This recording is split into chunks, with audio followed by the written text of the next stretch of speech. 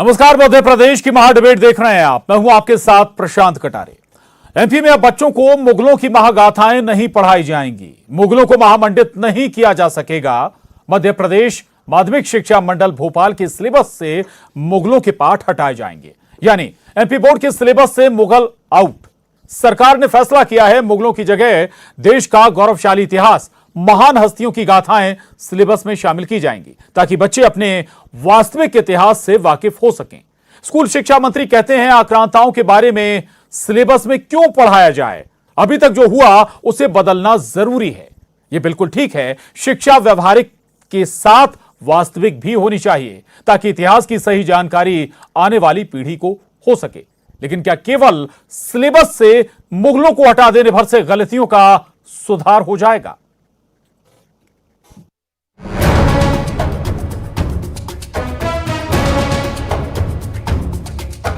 से गलत तथ्य सारे देश के इतिहासकारों ने पढ़ा रहे थे।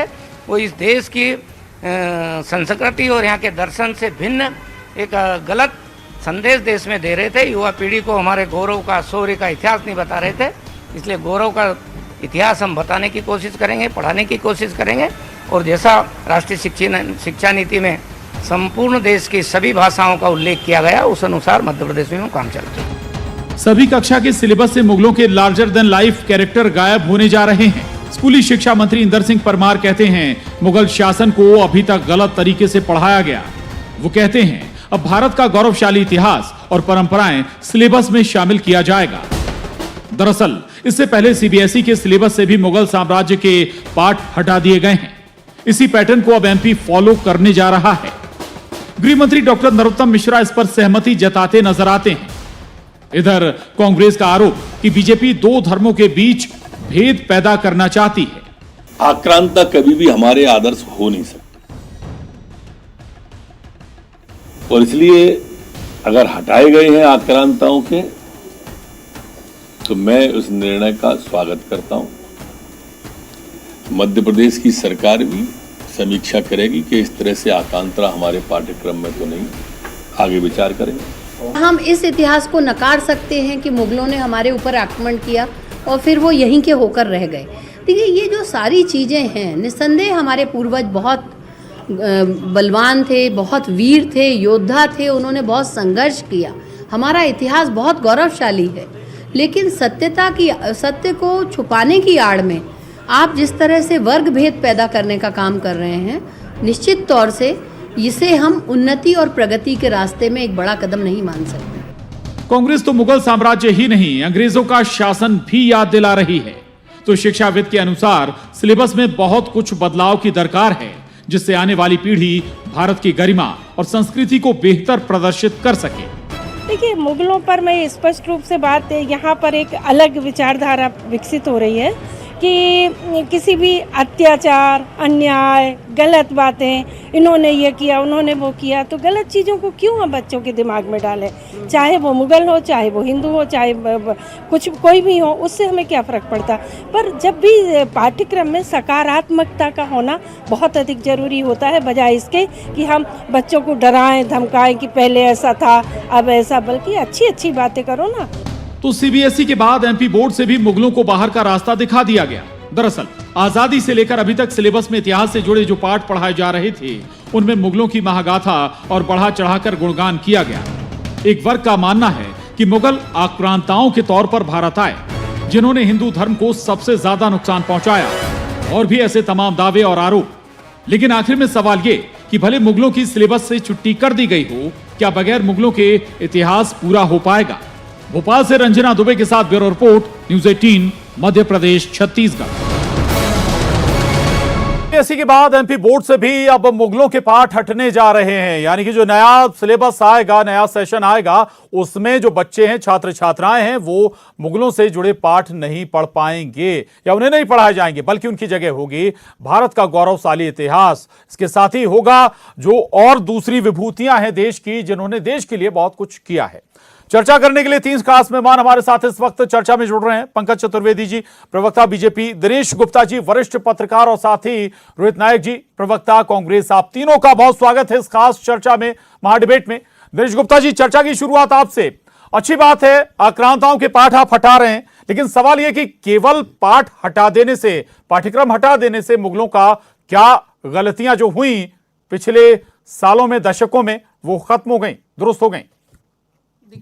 जी प्रशांत जी, ये विषय जो है आक्रांताओं को पढ़ाने बताने या उसका नहीं, जिस लेवल पर ये हटाए जा रहे हैं जी, उस लेवल पर आपको बौद्धिक विकास के लिए या करियर के लिए आपकी किन चीज़ों की आवश्यकता है? सबसे महत्वपूर्ण चीज़ तो ये, यदि आपको लगता है कि इसको पढ़ने वाले आगे इतिहास के विद्यार्थी हो सकते हैं, और इतिहास में आप मुगलों के इतिहास को के बिना तो आप भारत के इतिहास की बात ही नहीं कर सकते ना, अंग्रेजों की आप बात ही नहीं कर सकते।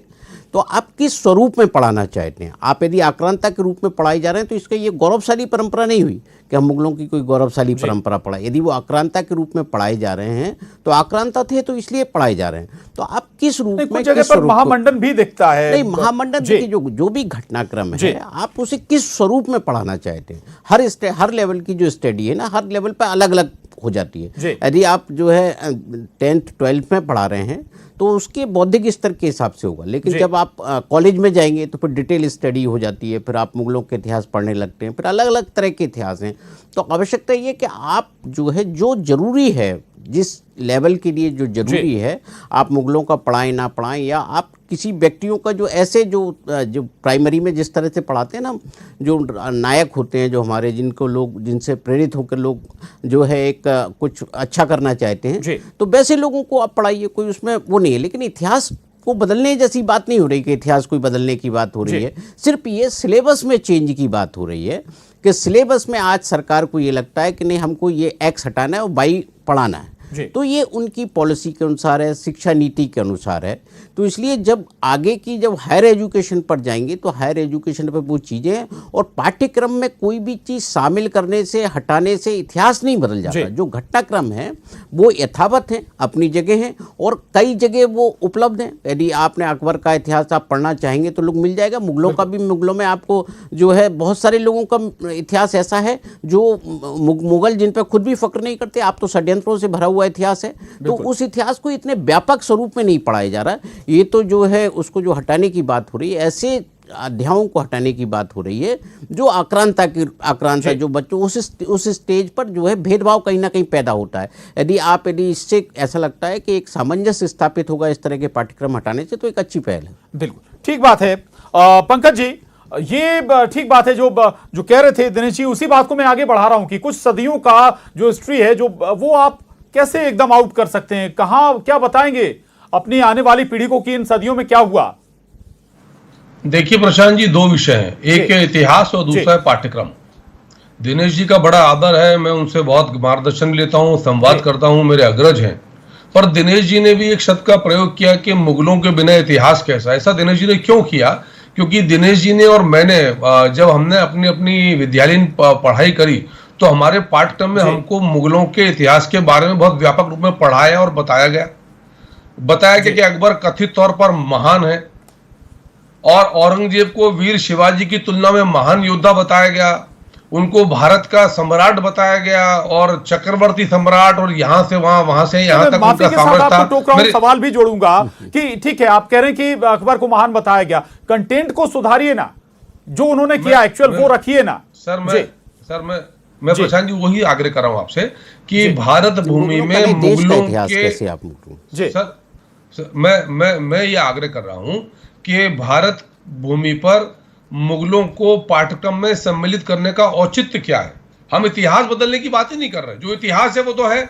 आज के दौर में ना मैं ना आप ना ये पैनल इतिहास को बदल सकता है। आप उस विषय वस्तु को समझिए कि हम आने वाले भविष्य को बदलने का प्रयास कर रहे हैं, कि जो भविष्य का भारत है उस भारत के पाठ्यक्रम में उन सब नायक नायिकाओं प्रतिमानों को सम्मिलित किया जाए जो हमारे थे, जो आक्रांता नहीं थे, पर भूमि से इस देश पर आकर आधिपत्य स्थापित नहीं किया था, उन जिन्होंने जजिया कर नहीं लगाया था, बलपूर्वक धर्मांतरण नहीं कराया था, धर्म स्थलों को क्षतिग्रस्त नहीं किया था, तोड़फोड़ नहीं करी थी, हिंसा और आतंक नहीं करा था, भारतीय समाज को भयभीत नहीं करा था। ऐसे ढेरों नायक नायिकाएं प्रतिमान हैं जिनकी बातचीत की जानी चाहिए, और जब तक नहीं की गई तो हम इतिहास को नहीं बदल रहे पर पाठ्यक्रम को बदल रहे हैं कि माध्यमिक और प्राथमिक स्तर पर, विद्यालय स्तर पर पाठ्यक्रम क्या होगा।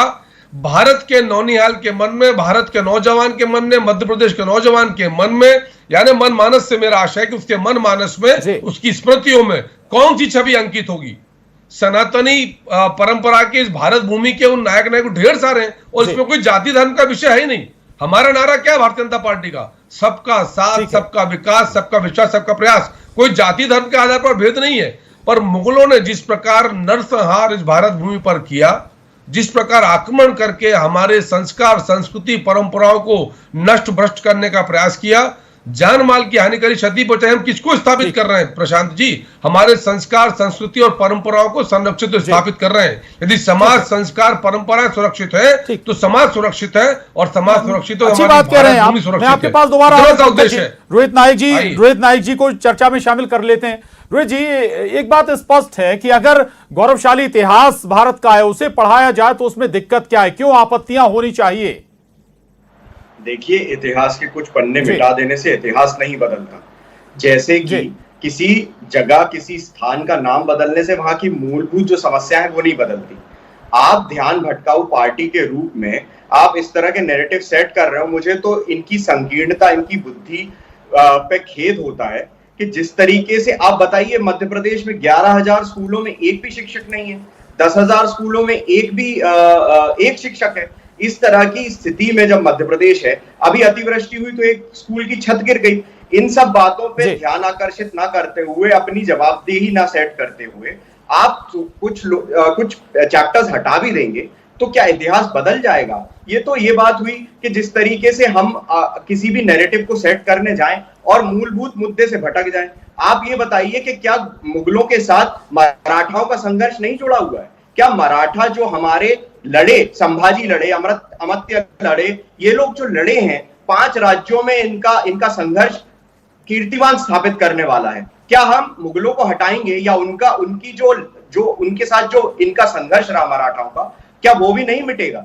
आपको इस बात को समझना होगा कि हमको अभी जो लोग, जो बच्चे हमारे यहाँ पे शिक्षा दीक्षा प्राप्त कर रहे हैं, उनकी बौद्धिक चेतना कैसे विकसित हो। हम दूसरी जगहों के बारे में भी पढ़ाएं। हम अपना सिलेबस बढ़ाने की बजाय कम कर रहे हैं। हम ये नहीं कहते कि मुगलों को, आप उसका नैरेटिव चेंज करिए। बात कर रहे थे आप नैरेटिव में ऐड ऑन हो रहा है जी। मैं उनसे जवाब लूंगा जो आपने कुछ और बातें कही हैं। रोहित जी, ऐड ऑन हो रहा है, नई चीजें जोड़ी जा रही ताकि विस्तार हो सके।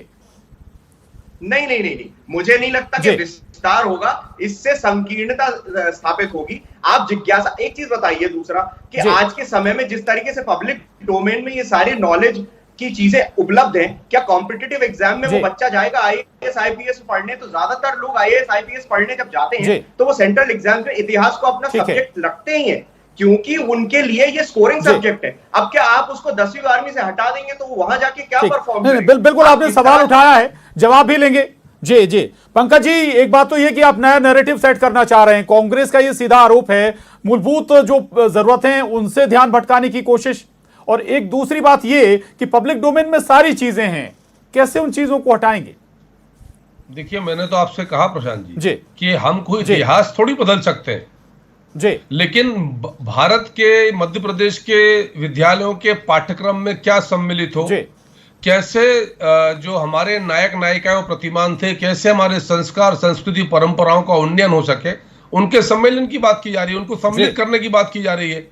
यदि किसी की रुचि किसी विषय विशेष में है तो सब कुछ उपलब्ध है ना। ढेर सारी पुस्तकें, कौन मना करता पढ़ने के लिए?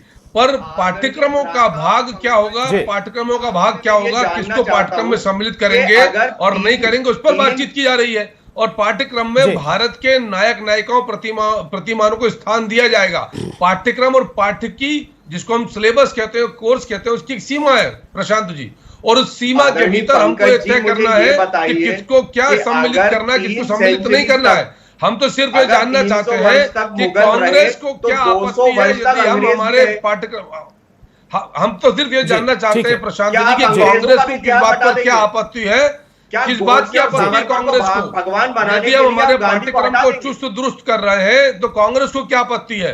यदि हम चाहते हैं कि हमारा जो मानव संसाधन, जो नौनिहाल है, वो मानसिक रूप से सशक्त हो, देश के नायक नायिकाओं प्रतिमानों को जाने, हमने कोई धर्म के आधार पर हटा रहे क्या? हम तो कह रहे हैं कि भारत भूमि के नायक नायिकाओं को प्रतिमानों को हम स्थापित करना चाहते हैं, जिनको षड्यंत्र पूर्वक हटाया गया, जिनको एक पार्टी विशेष ने तुष्टीकरण की नीति के चलते एक अतिरिक्त स्थान दिया, क्या योगदान है भारत बौद्धिक चेतना भारत में? क्या योगदान मुगलों का? मुगलों का योगदान क्या है? उनको प्रशांत जी, मुगलों का योगदान क्या भारत में, सिवाय नरसंहार के, जानमाल की हानि नष्ट करने के संस्कार संस्कृति को क्या योगदान है? जिन्होंने हमारे संस्कार संस्कृति को नष्ट किया, हमको क्षति पहुंचाई, हमारे संस्कार परंपराओं को तोड़ने बदलने का प्रयास किया, यही बात तो कह रहे हैं, ये बात तो कह रहे हैं कि इन बातों से भी तो अवेयर होना चाहिए ना आम जनता को, लोगों को, जो छात्र छात्राएं हैं, कि भाई जो आक्रांता है उन्होंने किया क्या, क्यों हम उनकी महागाथाएं सुने। पता चलनी चाहिए प्रशांत जी, बिल्कुल जो है वो एक्चुअल फैक्ट होना चाहिए। मैं दिनेश जी के पास जाऊंगा। दिनेश जी, एक और बात है, जो बात ये कही जा रही है, ठीक है, हिस्ट्री हटाई नहीं जा सकती, तीन सदियां हैं उनको कहां ले जाएंगे आप, कुछ तो होगा ना उन 3 सदियों में।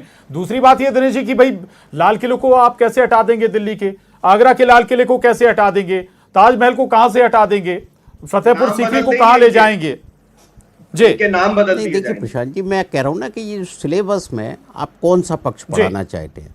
आज यदि हम मुगलों को आक्रांता के तौर पे जानते हैं, तो ये आज जो है यदि आक्रांता हैं, तो यदि आप देख रहे हैं ना कि लोगों के बीच में जो है जिस तरह का वातावरण बना है आजकल, तो उसी पाठ्यक्रम के कारण बना है ना कि लोग आक्रांता कह रहे हैं उनको कि हमारे जो है देश के नहीं है। इसी तरह का तो विवाद हो रहा है कि सब ये सब बाहरी है, यही सब जो है।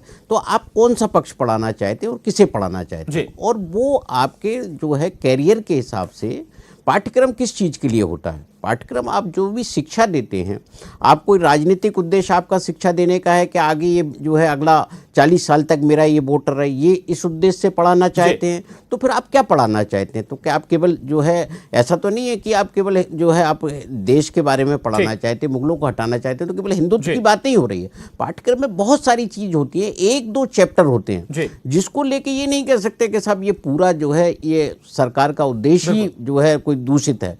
तो इसलिए पहले यानी कि एक लाइन में सीधा सवाल उठा देना उचित नहीं होगा, लेकिन इतना जरूर है कि सिलेबस बदला जाए, वक्त के साथ तब्दीली भी होनी चाहिए सिलेबस में, लेकिन व्यवहारिक हो और उसमें वास्तविकता हो। बहुत शुक्रिया आप तीनों खास मेहमान का, पंकज जी, रोहित जी, दिनेश सर, बहुत धन्यवाद आप तीनों का इस चर्चा में शामिल होने के लिए। मध्य प्रदेश की महाडिबेट में बस इतना ही, लेकिन आपको बता दें कि अब नए कलेवर में आपसे मुलाकात होगी कल रात 8 बजे, तो देखना ना भूलें मध्य प्रदेश की महाडिबेट।